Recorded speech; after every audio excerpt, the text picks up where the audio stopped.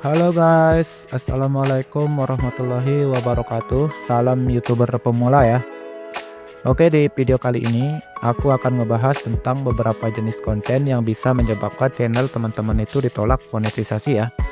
Nah, sebelumnya perlu teman-teman ketahui ya, bahwa sebelum mengajukan monetisasi, teman-teman harus mengecek atau meninjau terlebih dahulu isi konten yang ada di channel teman-teman ya. Karena seperti yang kita tahu ya teman-teman, syarat untuk channel kita diterima monetisasi atau diterima menjadi bagian dari program partner YouTube, selain pihak YouTube itu meninjau settingan channel kita, pihak YouTube juga akan meninjau semua konten-konten kita ya teman-teman, baik itu di video panjang maupun di video shortnya ya. Nah, jadi teman-teman jangan langsung buru-buru ya untuk mengajukan monetisasi. Pastikan terlebih dahulu semua konten yang ada di channel teman-teman itu sudah aman atau bebas dari pelanggaran ya. Oke, langsung aja ya, aku akan ngebahas jenis konten apa aja yang pasti ditolak untuk monetisasi ya. Dan kalau jenis-jenis konten yang akan aku bahas ini masih ada di channel teman-teman, itu langsung dihapus aja ya teman-teman. Nah, untuk jenis konten yang pertama yaitu jenis konten video slideshow ya teman-teman. Nah, mungkin di sini teman-teman masih banyak ya yang belum tahu apa itu konten slideshow. Jadi konten video jenis ini yaitu konten yang menampilkan dan menggabungkan beberapa foto menjadi satu video dengan durasi tertentu ya.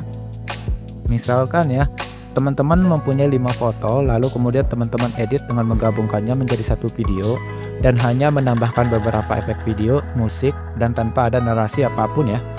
Nah, jenis konten ini itu sudah pasti ditolak ya teman-teman. Walaupun kemungkinan diterimanya ada, tapi kemungkinannya itu sangat kecil sekali ya teman-teman.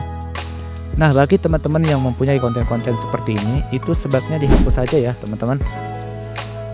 Oke, untuk jenis konten yang kedua yaitu jenis konten yang menggunakan gambar diam ya teman-teman. Nah, untuk jenis konten ini itu hampir sama dengan konten slideshow tadi ya. Bedanya kalau di jenis konten ini hanya menggunakan satu foto dengan durasi tertentu juga ya, yang hanya menampilkan satu gambar atau foto yang berisikan tulisan-tulisan kalimat gitu ya, tanpa ada narasi apapun. Nah, jenis konten ini juga sangat rentan ya teman-teman ditolak untuk monetisasi. Jadi sebelum mengajukan monetisasi, pastikan terlebih dahulu konten-konten jenis ini dihapus dulu ya teman-teman. Oke, selanjutnya ya. Nah, mungkin untuk jenis konten yang ketiga ini aku rasa teman-teman udah pada tahu semua ya, karena jenis konten ini masih sangat kontroversial ya. Karena ada beberapa yang mengatakan bisa dan sebagian juga mengatakan ini tidak bisa diterima monetisasi ya. Nah, jenis kontennya yaitu konten AI ya teman-teman. Nah, sebenarnya ya untuk jenis konten AI ini itu masih diperbolehkan sama YouTube-nya ya teman-teman. Hanya saja kita harus tahu terlebih dahulu cara menggunakan dan mengeditnya ya. Nah, lalu untuk jenis konten AI yang ditolak monetisasi yaitu jenis konten AI yang keseluruhannya itu dibuat 100% menggunakan bantuan AI ya. Artinya baik dari video dan narasinya itu dibuat sepenuhnya menggunakan AI ya teman-teman. Misalkan ya, teman-teman membuat satu video menggunakan AI dan kemudian teman-teman mengisi narasinya itu menggunakan AI juga, yang dari text to speech ya. Nah, jadi inilah yang dinamakan konten yang sepenuhnya menggunakan bantuan AI ya. Dan jenis konten seperti ini itu udah pasti tidak lolos monetisasi ya teman-teman. Jadi jenis konten seperti ini perlu dihapus sebelum mendaftar monetisasi ya. Oke, untuk jenis konten berikutnya, dan mungkin ini menjadi jenis konten yang terakhir ya aku bahas di video kali ini, karena jenis konten ini sangat umum dan sering terjadi ya. Dan ini adalah jenis konten yang salah satu penyebab utama ya untuk channel teman-teman itu ditolak monetisasi. Dan biasanya alasan ditolaknya itu karena terkena konten berulang ya teman-teman, yaitu konten re-upload ya. Nah, untuk konten re-upload ini itu tidak ada toleransi sama sekali ya teman-teman. Bahkan ketika teman-teman ditolak monetisasi karena menggunakan konten re-upload lalu mengajukan banding, itu tetap akan ditolak ya teman-teman. Nah, di sini aku jelaskan beberapa jenis konten re-upload yang ditolak monetisasi ya.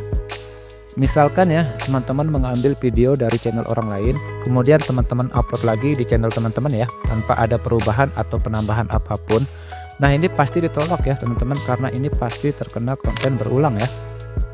Atau misalkan ya, teman-teman membuat video ori, lalu kemudian di video ori itu teman-teman menyelipkan video orang lain tanpa dirubah dan diedit terlebih dahulu, itu juga bisa terkena konten berulang ya teman-teman.